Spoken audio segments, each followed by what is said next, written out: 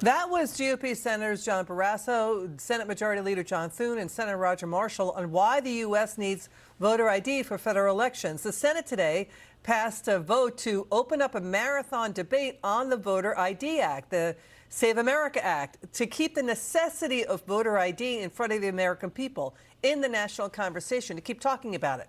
Joining us now from Senate Budget, Kansas Senator Roger Marshall. Senator, what's your take on this? Why are congressional Democrats opposed to mechanisms to ensure only U.S. citizens vote? There's reports this likely will not pass the Senate. Can you talk to us about all of that?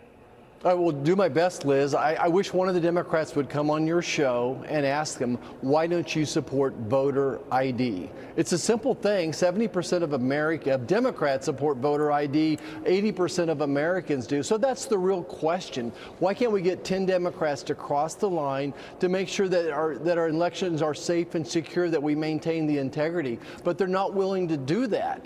And I think it's important to point out that 60% of Americans have lost confidence in the elections. Why? I think several of my colleagues talked about it there. Maybe there's 30 million non-American citizens living in this country now. And then you open up the unsolicited ballots as well, then you've got problems in the election, at least potential problems, that Americans are concerned. You know, 36 U.S. states have voter ID, so do 171 nations. You need ID to buy more than 6 things, to do more than 6 things, like fly in a plane, rent a hotel room, adopt a dog, or you know, which is God's work, adopt a child. I mean, Harvard-Harris, nearly 3 out of 4 voters say do voter ID, including 91% of Republicans, half of Democrats, 7 out of 10 independent voters. Right. So what are the Democrats afraid of? Why can't we get 10 Democrats to come across the aisle and say, we want voter ID? Well, what they're going to do is they're going to say, well, there's other parts of the bill we don't like. But let's get them on record saying they want voter ID. And then if they have concern about us verifying any types of mail-in ballots, let's talk about that. Maybe we can tweak something. If they're worried about proving citizenship when you register to vote, then let's talk about that. I don't think it's quite as hard as they want to, but for some reason they're very, very scared of this. But again, at least 60% of Americans concerned about the election process right now. Let's do everything we can to make them safe and secure. That's just common sense. Senator, let's get your reaction to Democrat House Minority Leader Hakeem Jeffries here, saying the U.S. Constitution does say only U.S. citizens can vote. Watch. The United States Constitution also makes clear that only citizens can vote. That's a constitutional requirement. And states are free to implement that requirement as best they see fit. That's not quite right, that states are free to implement as best they see fit. They have to follow the U.S. Constitution.